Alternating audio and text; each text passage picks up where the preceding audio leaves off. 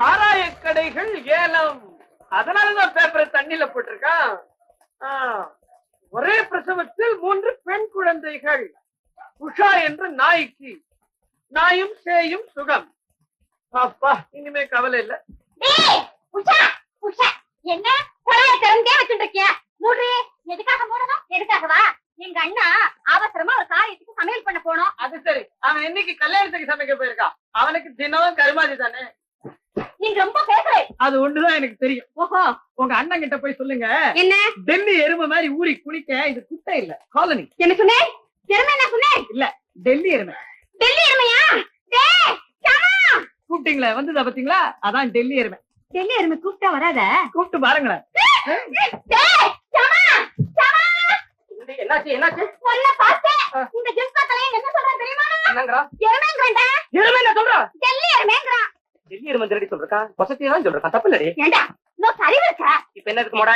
சொல்ல பார்த்து டெல்லி எருமைங்கறா. நீ எப்படா டெல்லிக்கு போயிருக்க? அதானே இல்லாததையும் பொல்லாததையும் சொல்றாம. ஏலே டேய், என்ன பார்த்தா டெல்லி எருமைங்கறே? இன்னும் எத்தனை தடவை சொன்னா உங்களுக்கு புரியும்? டெல்லி எருமை, டெல்லி எருமை, டெல்லி எருமை. அடே, வள்ளல் அழகப்பட்ட கல்யாணத்தை சமைச்ச வந்தாரா? ஜிலேபி புடிக்கிற மாதிரி புழிஞ்சிருவேன் தெரியுமா? உன் சமையல்கார வேலையெல்லாம் எங்கிட்ட வச்சுக்க முடியாது தெரியுமா? என்ன பண்ணுவேன்? உன் மூஞ்சிய முதுகு பக்கமா திருப்பி வச்சு விடுவேன். அப்புறம் இந்த டெல்லி எருமை வருதா போகுதா நீ அவனுக்கும் புரியாது. மூஞ்சிய முதுகு பக்கம் திருப்பி வைப்பியா?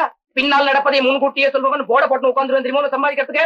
இத பாருங்க, நம்ம தகராறெல்லாம் அப்புறமா வச்சுக்கலாம். காலனி முதலாளி சதாசிவம் வராரு. இங்க ஒரு வீட்லயும் தண்ணி வரல. முதல்ல அவரை சும்மா விடக்கூடாது. ஆமா ஆமா, வெளியே கூடாது. வந்துட்ட கரெக்டா.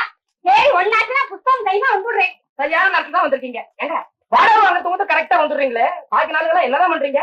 அடிக்கடி கரண்ட் கட் ஆகுது. எலக்ட்ரிசிட்டி சார்ஜ் மட்டும் ஃபுல்லா வாங்கிடுறீங்க. லைட்டே எரிய மாட்டேங்குது. ஆனா சுவிட்ச் தொட்டா மட்டும் ஷாக் அடிக்குது. வீட்டுக்கு வெள்ள அடிச்சு 12 வருஷம் இருக்கு. எப்ப கட்டாலும் பொங்கல் கிடைக்கிறீங்க நீங்க. ஒரு செங்கல் கூட அடிக்க மாட்டேங்கிறீங்க. இந்த தடையாவது பொங்கலுக்கு வெள்ள அடிக்கிறத உத்தேசம் உண்டா இல்லையா? ஞாபகப்படுத்துறேன். என் தொட்டா குழந்தை 3 மாசத்துக்கு குழந்தை செத்து போச்சு. அதனால நான் 3 வருஷத்துக்கு ஒண்ணுமே செய்யக்கூடாது. செத்து போச்சாமே, சமையலுக்கு போயிட்டு எள்ளுருண்டை அதிர்ஷ்டம் கூட வச்சுக்கலாம். ஓ என்ன உலகேஷன் எம்எல்சி தான் சொல்லுங்களேன். சௌக்கியமா இருக்கிறேன். இன்னைக்கு எந்த கட்சியும் தெரியல, பேப்பரை பாக்கணும். ஊருக்கு தான் எம்எல்சி, வீட்டு குழாயில தண்ணி வர மாட்டேங்குது. இதுக்கு அத்தனையும் குளிச்சாகும். ஏங்க இவ்வளத்தையும் ஏங்க ஒரே நேரத்துல குளிப்பாட்டுறீங்க? தினம் ஒண்ணு குளிப்பாட்டுங்களேன். அப்போ மாசத்துல ஒருத்தர் காலனில வாடகை கொடுத்தா போருமா? இது பாருங்க, நான் நாட்டுக்கு உழைக்கிறவன், வீட்டை பத்தி கவனம் இருக்கலாமா? கூடாது. நான் நாட்டுக்கு உழைக்கிறவனாச்சே. உங்களை பார்த்தா நாட்டுல உழைக்கிற மாதிரி தெரியலங்க. ஏதோ வீட்டுல உழைச்சுனா வருஷத்துக்கு நான் ப்ரொடியூஸ் பண்றீங்கன்னு நினைக்கிறேன். அதை பத்தி நீங்க பேசக்கூடாது. நீங்களா சொல்றீங்க. நீங்க என்ன சொன்னாலும் சரி, குழாயில தண்ணி வரமாட்டேங்கிறது வாடகை தர முடியாது.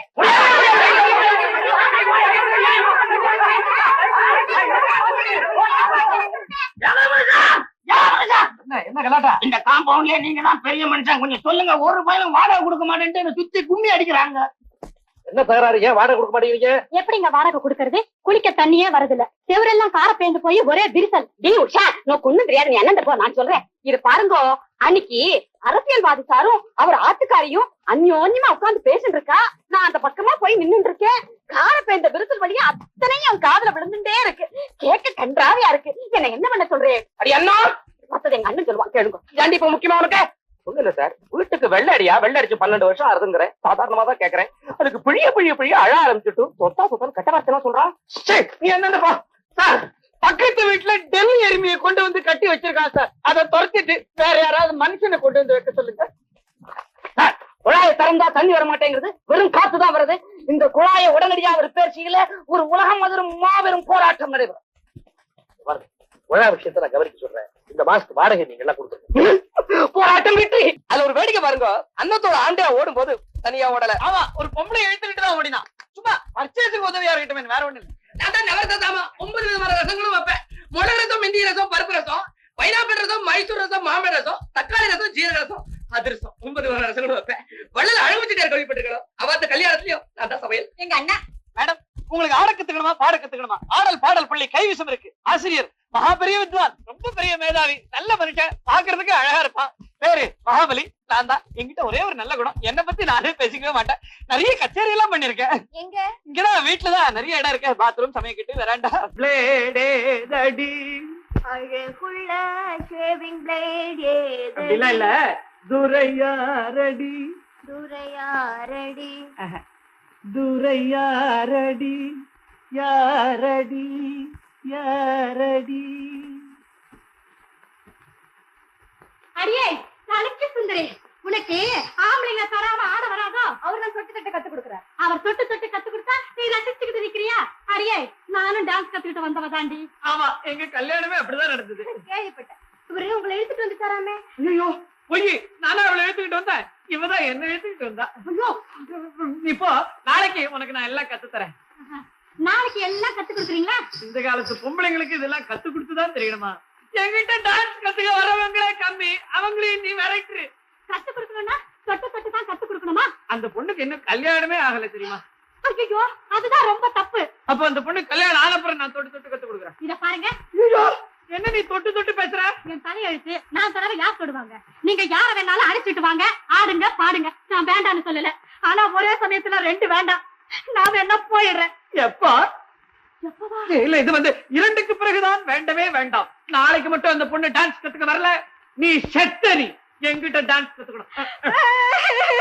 அன்னைக்கு சொல்லணும் இல்லையோ, அத போல கோகிலா எழுதின மாதிரி ஒரு லவ் லெட்டர் எழுதி புஸ்தகத்துல மறைச்சு வச்சிருக்கேன். சரி, அத ஆத்துக்காரர் பார்த்து கத்துனாருன்னா யோக்கியன், அல்லாம மறைச்சாரோ கள்ளன் கள்ளன். வரார் வரார்.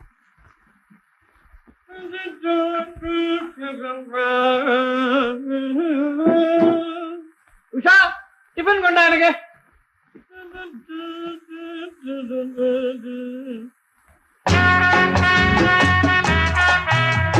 என்ன பொருள் கையெழுத்து மாதிரி இருக்குது?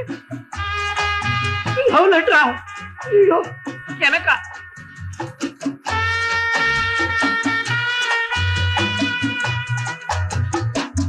என்னடி இது? கத்தவே இல்லையா? இருங்க இருங்க, கத்துவாரு பாருங்களேன். ஆமா, கத்துவேன்.